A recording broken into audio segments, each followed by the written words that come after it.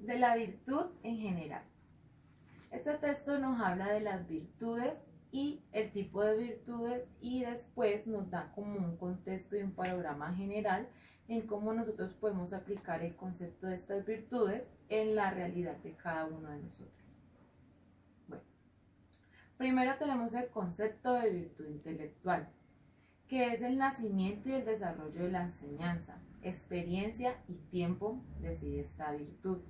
Es la producción naturalmente, podemos recibirlas y perfeccionarlas mediante las costumbres. Es decir, esta virtud a ti te plantean unos puntos y después tú vas adecuando a ellos para las necesidades que las vayas a utilizar después. Esta virtud señala 3 puntos importantes que ayuda a complementarla, que son las capacidades, los sentidos y las facultades. Las capacidades es todo lo que nos brinda la naturaleza, es decir, los medios. Es la actividad manifestada, o sea, las herramientas que nos brindan. Y las facultades ya han existido y por la misma razón podemos hacer uso de ellas. Es decir, que las facultades es una mezcla de herramientas que probablemente también nos brinde la naturaleza. Bueno, la virtud moral.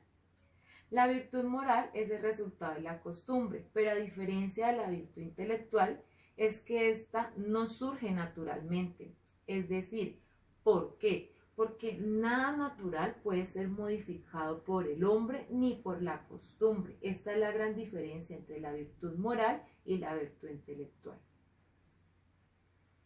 La generalidad de estas dos virtudes es que se destruyen y nacen por las mismas causas, es decir, ellas deciden qué es justo y qué no es justo y cómo debemos actuar.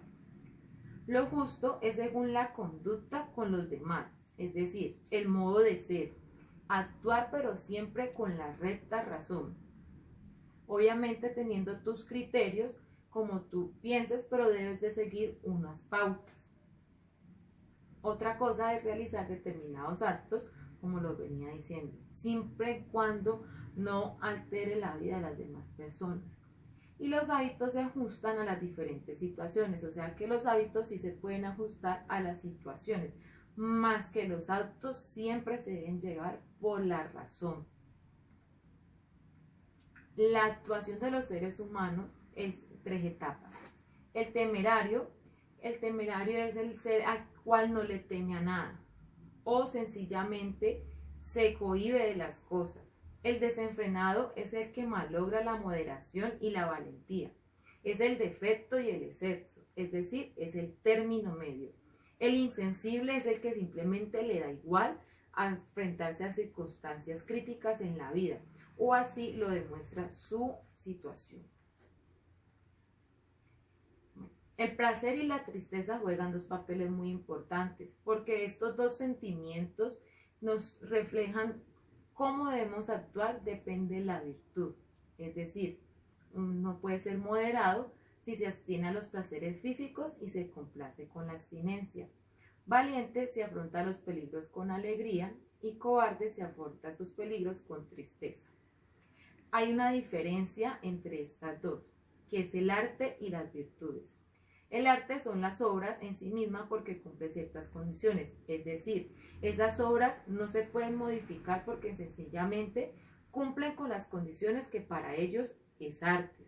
En cambio, las virtudes son los actos realizados con justicia y templanza, donde el hombre debe ser moderado, justo y consciente de esa virtud. Debe actuar con ánimo firme e inquebrantable, es decir, no puede ser un hombre cobarde. Debe actuar donde la elección debe estar rígida por la consideración de los actos. Es decir, este hombre debe actuar pensando en las consecuencias que estos actos lo pueden llevar.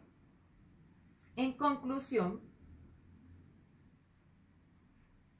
tomé que la virtud moral son las acciones y pasiones donde conlleva el término medio, siendo este alabado entre 2 vicios, uno por exceso y otro por efecto.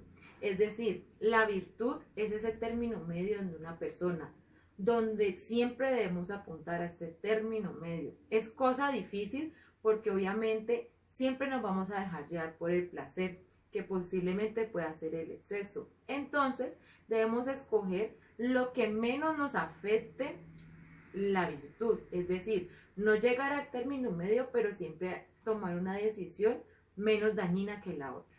Esto tiene que ver mucho en la vida cotidiana porque siempre nos encontramos a la toma de decisiones, donde estas decisiones tienen consecuencias y a veces obramos mal, con rabia, con ira y violencia, y no pensamos las consecuencias de nuestros actos.